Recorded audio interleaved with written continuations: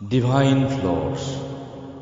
আজি আমি আলোচনা কৰিম ডিভাইন ফ্লাৱাৰ্ছ, অৰ্থাৎ কোনবোৰ ফুল আমাৰ স্বৰ্গীয়। আমি দেৱ দেৱীসকলক পূজা অৰ্চনা কৰোঁ আৰু এই পূজা অৰ্চনাৰ জৰিয়তেই আমি দেৱ দেৱীসকলক সন্তুষ্ট কৰিবলৈ চেষ্টা কৰোঁ।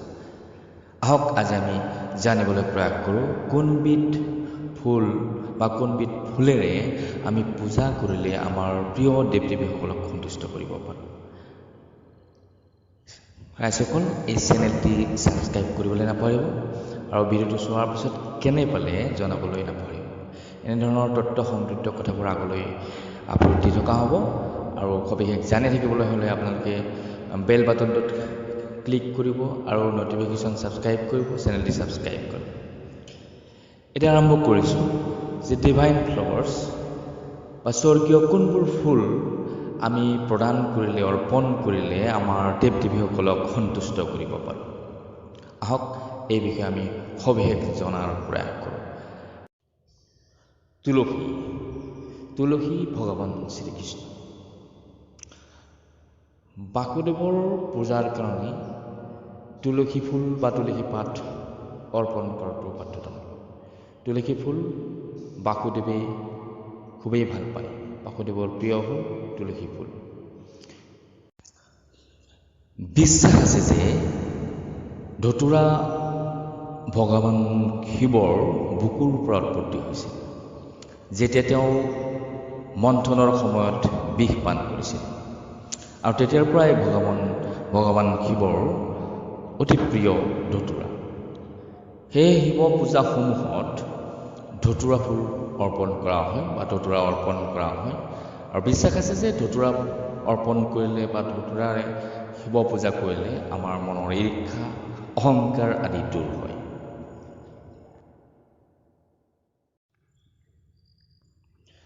পাৰিজাত।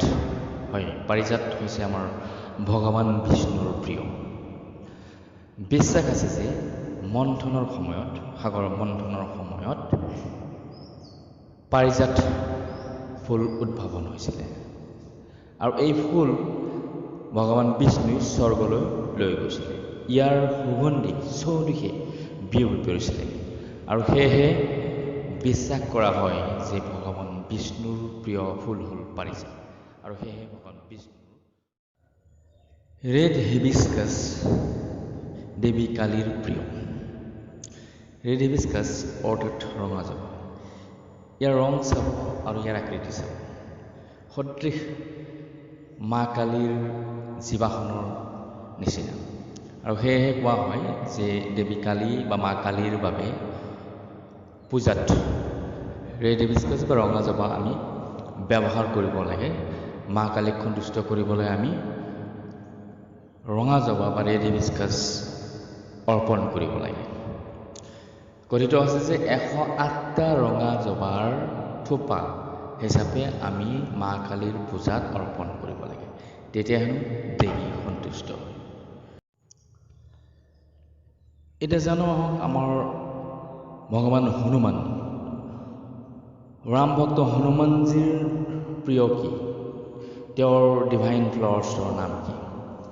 তেওঁৰ ডিভাইন ফ্লাৱাৰ বা স্বৰ্গীয় প্ৰিয় ফুলবিধ হৈছে জেচমিন। জেচমিনক চামেলি বুলিও জনা যায় আৰু কথিত আছে যে ভগৱান হনুমানৰ পূজাত 5টা জেচমিন ফুল অৰ্পণ কৰিব লাগে। 5টাকৈ জেচমিন ফুলেৰে আমি ভগৱান হনুমানৰ পূজা অৰ্পণ কৰিব লাগে। দেৱী লক্ষ্মী। দেৱী লক্ষ্মীৰ প্ৰিয় বা স্বৰ্গীয় ফুল কি, যিটো তেওঁৰ প্ৰিয়? দেৱী লক্ষ্মীৰ বাবে থকা ডিভাইন ফ্লাৱাৰবিধ কি? দেৱী লক্ষ্মীক আমি কি ফুলেৰে পুজিব পাৰোঁ বা তেওঁৰ পূজা অৰ্চনাত আমি কি ফুল অৰ্পণ কৰিব লাগে? আমি নিশ্চয় সকলোৱে জানো ধন সম্পত্তিৰ অধিষ্ঠাতা দেৱী লক্ষ্মীয়ে পদুম ফুলত বহি থাকে। গতিকে লটাছ অৰ্থাৎ পদুম ফুল হৈছে আমাৰ দেৱী লক্ষ্মীৰ অতি প্ৰিয়। দেৱী সৰস্বতী। হয়, দেৱী সৰস্বতীৰ পূজা আধৰুৱা হৈ থাকিব যদিহে আমি তাত পলাশ ফুল ব্যৱহাৰ নকৰোঁ। অৰ্থাৎ দেৱী সৰস্বতীৰ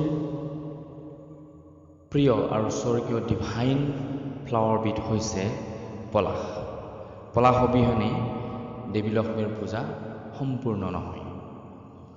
এই ফুলে জ্ঞান আৰু সৃষ্টিশীলতাক নিদৰ্শন কৰে। লৰ্ড গণেশৰ ফেভাৰিট ডিভাইন ফ্লাৱাৰ হৈছে মেৰিগোল্ড। ৰঙা বা গেৰুৱা ৰঙৰ মেৰিগোল্ড ফুল বা কিছুমানে জবা ফুল বা গেন্দা ফুল বুলিও জনা যায়। এই ফুলবিধ আমাৰ ভগৱান গণেশৰ, ভগৱান বিনায়কৰ অতিকৈ প্ৰিয়। আৰু এই মেৰিগোল্ড ফুলে সাধাৰণতে যোগাত্মক চিন্তা, সমৃদ্ধি আৰু সফলতাক